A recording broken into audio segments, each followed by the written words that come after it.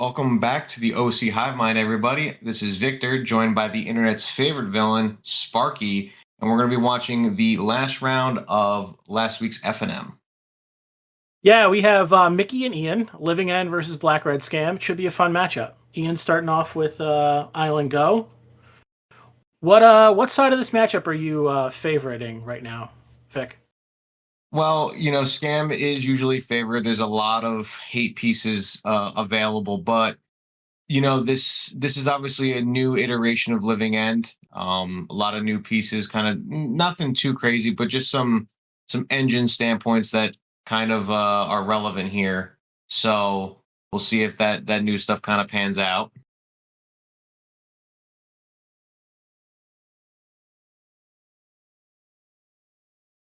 Yeah, it's definitely interesting seeing the iterations of Living End going on right now, adding Ardent Play with the recent banning of Violent Outburst. And we see turn one Thoughtseize from Mickey, very strong play. But we have three cyclers. Is there a card that you specifically hit here? All of them are going to the graveyard, right?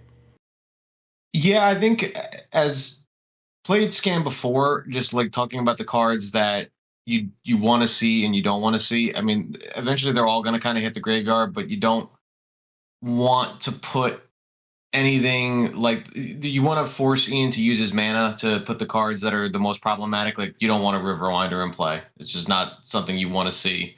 As a 6/6 or 5/5, whatever its power and toughness is, with hexproof is A brutal five as it five. is. Yeah. 5/5. Yeah. Either way, it's got hexproof. That's all that matters. Not something you want to see. Looking at Mickey's hand, I can see a Shieldred. I can see a couple other cards going on. I think he's got a Not Dead after all. Looks like mostly black cards, which is pretty good for. Oop, he just bled the Not Dead. It looks like another Thoughtseize. I'm kind of liking Mickey's position right here. Ian's going to fetch a land. He's got two cards we don't know about. I would definitely say the potency is really going to lean on Ian trying to find these Cascaders. He's got a Subtlety in the Grave. Where would you put the onus right here? What is he looking for besides the Cascaders here? Um, you really want to try to find probably as much interaction as you can. One of the new additions that I enjoy about the deck, especially with this new iteration without Violent Outbursts, is the Fairy Macabres that are usually main board. I Okay. just like the idea of if you can find those cards, because a lot of times every variation of every deck is going to try to put creatures in their graveyard to fight and make your living ends not as worthwhile. Yeah, that makes sense. With that being said, you let that opponent put some cards in the graveyard, and they're like, "Oh, I'm safe because I have creatures too." So you may be less inclined to do it. But now with that on the stack, you just discard the Macabre, and you lose two creatures out of your opponent's graveyard, but you get a full living end, which can be pretty brutal because people definitely lean on that sometimes to feel like they're in a safer position. No, 100% agree there.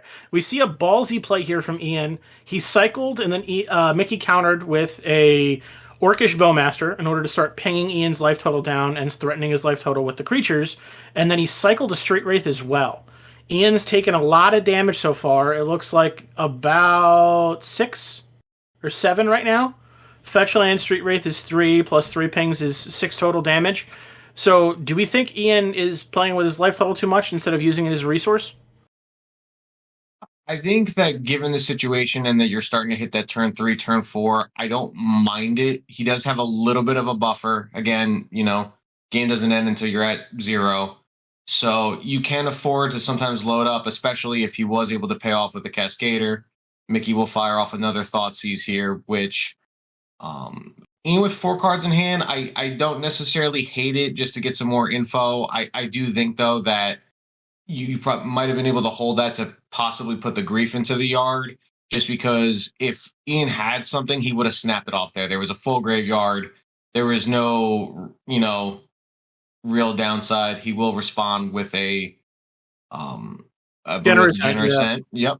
So he'll respond with the generous scent just to get that, get that out. And this is one of those situations where I kind of don't necessarily like the Thoughtseize and would have liked Mickey to keep it because I'm sure there's only going to be the 2 cards revealed. And if one of them's a creature that goes to the bin anyway, you're really not making out too well, and you pay 2 life just to make it even bigger. I think we have a small misplay here. It looks like Ian's trying to get Meticulous Archive. Or no, he's fetching. Sorry, he fetched the Meticulous Archive, got the forest with the end. My bad. No, little shortcutting, a little confusing to see Yeah. on you know. And then I think he's surveilling to see if it's worth it. He puts another Stripe Overrunner in the graveyard, and then it looks like this Thoughtseize is going to resolve for Mickey, and we see a Subtlety and 3 lands. Not obviously, I don't want to be in Ian's shoes here. He's taking some amount of damage, going down to 9. It looks like. I think like we're at a point where I believe that like he's on Cascader or bust, right? So he wants to find a Cascader soon, just because you don't want to sit around for too long. I mean, Mickey can have plenty of things going on here. One thing of note though is he is at 4 lands. He does have the Otawara, so he can get rid of the token to buy himself some more turns, to stave that off a little bit and stem the bleeding. But we'll see a Shield Dread come down. Yeah, Mickey just slams the Shield Dread into play. This is an interesting move. I mean, I think I would have attacked first, but maybe to bait out like the Otawara on the token. But I agree with his line. Like just jam your cards while you got him. Looks like he's got a Fatal Push and 2 undying effects. None of them are going to be relevant here. Yeah, I mean, so the one thing that if Mickey's not afraid of the Cascader, which is something to think about, there is merit to obviously leaving back the Not Deads, so that way the maybe Bowmaster comes back or what have you. But Ian will use the Otawara to bounce that Shieldred, so he takes a little bit less. And ooh, that's a top deck. He's got a Waker. He's got a Waker and he's got a Prayer. So he Wakers, cycles. He's at 5. He basically channels the Waker, and he sees, it looks like it's a Grief, and I was watching this match, I was spotting it. It's Grief and Street Wraith. Okay. So, what are your... I mean, I think we take the Street Wraith, but the unfortunate part is, with the Street Wraith, it puts us down to 2. So none of our lands can come into play untapped. The 2 that are in our hand. We have a Breeding Pool in play, and a Temple Garden in our hand, so... we draw, I believe that was a Shardless Agent. Yeah, that looked like it. Hard to tell without going back in time there. Just because the way the angle. But I mean, either way, he was dead then, because being at 2, that you have to go to 0 to let the land come into play. So that's clearly not happening. Yeah, so and like he had the threat of the Shieldred plus like the creatures, like he was just dead to combat there. Going into game 2, Ian's on the play. Obviously, Living In's more favored on the play. How would you, as a scam player, like try and make up for the deficit of being on the draw?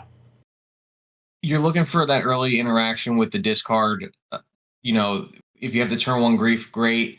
If not, you're looking for maybe a Thoughtseize, and then you're certainly looking for a Dolthy just to interrupt the plans, because unless you put Street Wraith plus Cycler, you're not going to usually get too many in the yard too quickly, but just something to slow them down, take away the Cascaders, and then hopefully find a way to nuke the graveyard or just get a Dolphy in play, so that way any future graveyard shenanigans are cut off for a little bit. That's fair. Looks like we're doing a little shortcutting here. Find island, find forest. Fetchline finds island. Ent finds forest. Mickey finds Blood Crypt tapped. What is that? Is that like why is there shouldn't be a reason he's protecting his life total this early, right? It looks like he's got a swamp and a couple other cards. I do think Mickey mulliganed. I'm not sure if he was on 6 or not.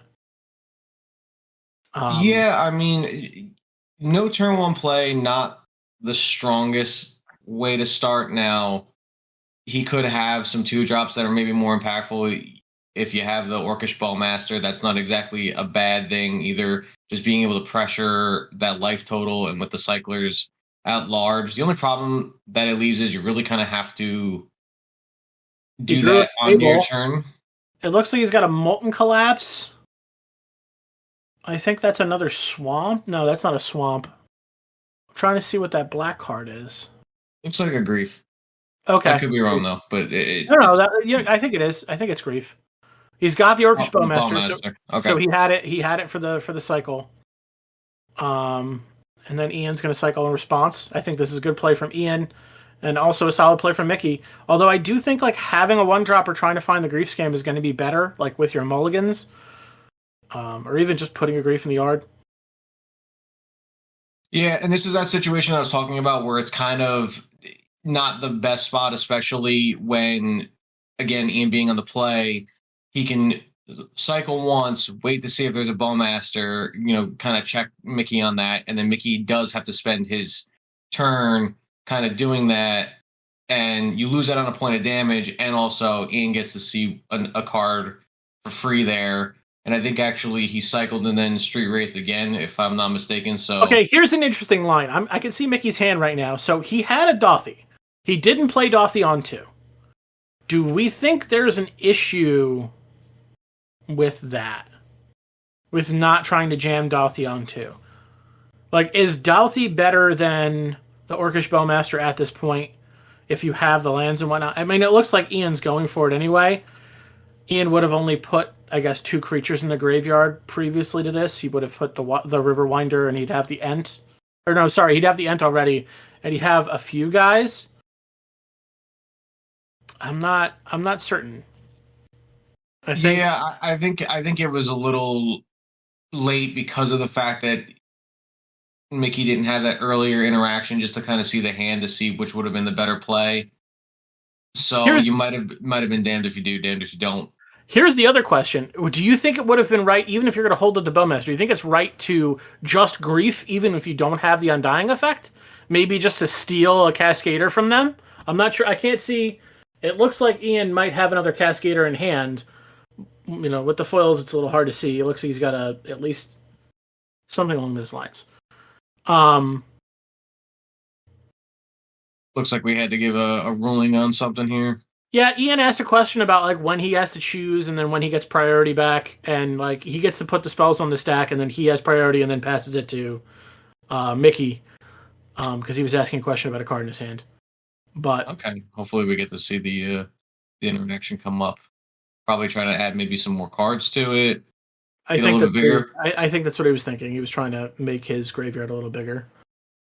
Yes. Oh, okay. I believe that's a Street Yep. Wraith or No, no? it's the Fairy Macabre you were talking about. Oh, okay. Trying to I get don't. enough I'm power. not a fan of it there from Ian. I don't think that was necessary. So I mean, I think get with it's the a math, 2/2. so with the math, it puts exactly 18 on the board because you have 5 from the Ent, 5 from the Winder, 3 from the Architects, 3 from the Street Wraith, and then 2 from the Fairy. So it would put Mickey to 1, so Mickey can't fetch lands or do anything. And then it looks like he's using Architects to just straight up stack lands, and then Mickey just concedes. Like I said, I'm not sure if Mickey should have kept something with some interaction or mulliganed a little harder, but we're into game 3, Mickey on the play. I think that definitely heavily favors Scam at this point. As long as you have like a keepable hand, looking down, he's got a bunch of lands. I think he's got a grief, and he's got Thoughtseize on turn 1. That's something we like to see.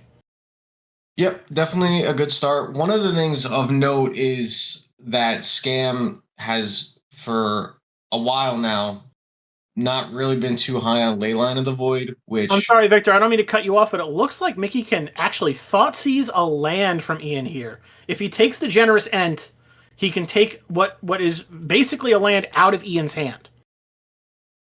Yeah, and he'd only have a forest, or is that an island? I don't know which one. I think that's the forest. Yeah, these Galaxy lands all look the same to me. I guess we'll find out in a moment. Yeah, but yeah, Mickey saw the line, so he. This is huge, and that's a Fairy Macabre off the top. So let's see if Mickey can apply the pressure here. We're gonna cycle a Street Wraith, go into 18, find a Sphinx, cycle another Street Wraith down to 16. I think that's a subtlety. No land besides forest. Can Ian work his way out of this one? I see Grief in Mickey's hand. I think Grief is huge right now. possibly getting the Waker of Waves. That's the one I would go to hit. Draws Blackcleave Cliffs. Plays a fetch land, cracks it.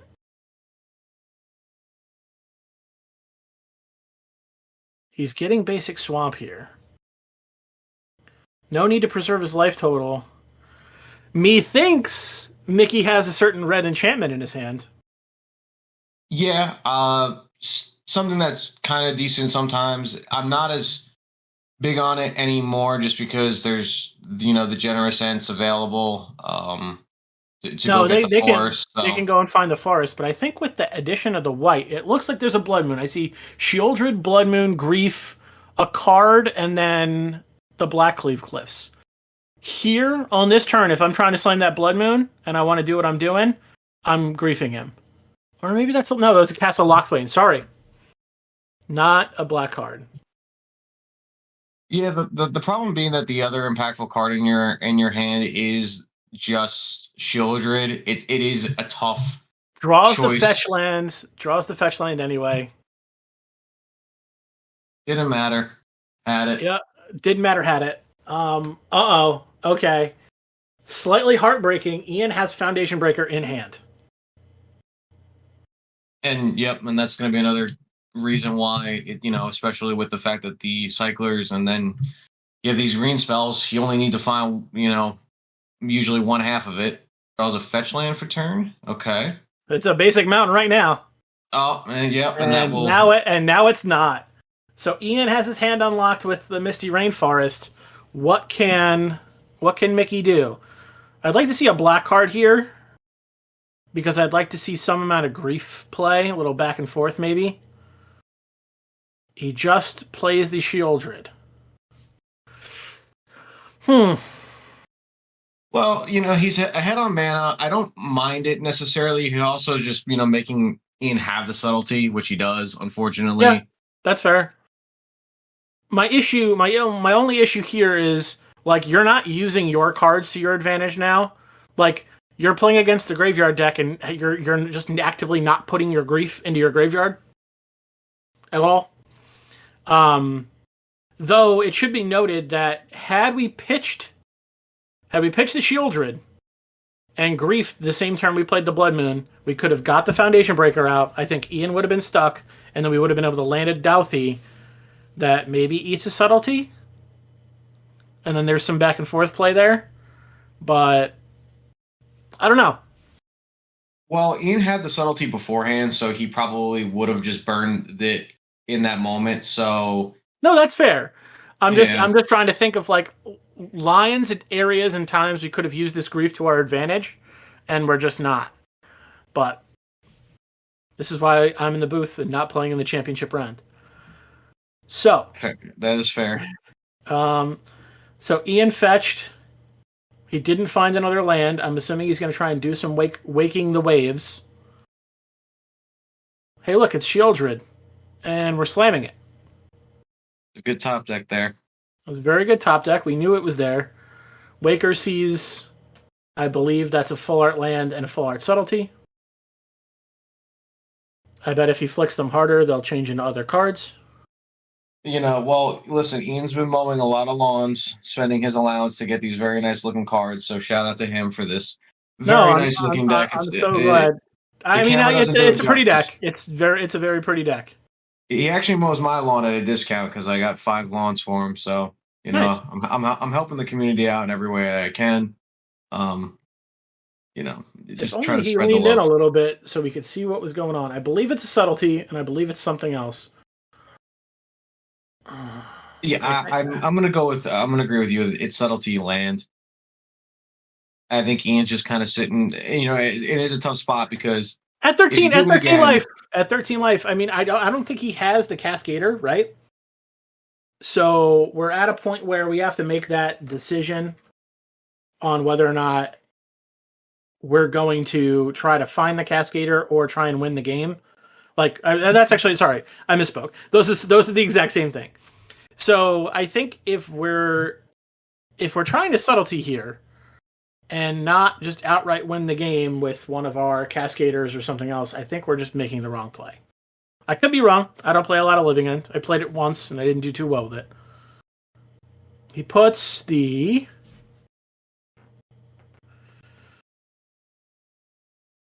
I'll make one remark right now. That's a little bit of slow play. Like that thought process should have been much quicker on Ian's part, and probably should have just snapped one off. It is a tough spot, and I mean, with the pace of their play throughout this time, I mean, I think that this is those times where it's kind of like, the same idea with a chess clock. Like sometimes you play faster in the moments where and then you take your time where the moments get a little trickier. So that's fair. I just say when you bank that in. From a standpoint of looking at two cards, there's two options, right? It's not like you have 9 options. I don't think the cards give you that much of a difference. I don't think the Ardent Plea was one of those cards. I mean, I think he may have had the Ardent Plea in his hand, but yeah, tough to tell what the draws were for the turn. But again, with their pace of play, I think it wasn't a crazy thing to just bank in a little bit of time just to make sure we make the right decision, especially with this crucial turn coming up. So we have the Fairy Macabre again, taking 2 cards out with the spell on the stack. Yeah, again, not a huge fan of letting the Macabre go right there. I mean, maybe the math works out again where the damage is relevant, but Mickey is at 14. So 2, I mean, with Waker of Waves, that's 7, 10, 11, 12. He's got a billion. He's got a billion damage on his side of the board. I don't know why he's worried about 2 damage. I'm so confused right now. Yeah, I mean, if Mickey's going to have a removal that deals with the board, it's going to be a damnation of some sort. It doesn't. The extra creature wouldn't matter at that point. So yeah, I would have maybe thought about holding it, but Ian's been playing the deck longer than I have. He's had some success with it, so I'll defer to his knowledge there. Maybe we can. Again, I can't seem to see the one card that he took over the Subtlety. I think Mickey thinks that Dauthi Voidwalker is going to be good here. Yeah, unfortunately, they're a little late, and they're basically that was 4 mana to put in 2 unblockable creatures, but Mickey's stoic as ever, even in the face of death. So that was the card. It was the Hedge Maze. So it was Hedge Maze or the Subtlety. I mean, I think I'm just taking the land all day. 3 mana gets me to where I need to be.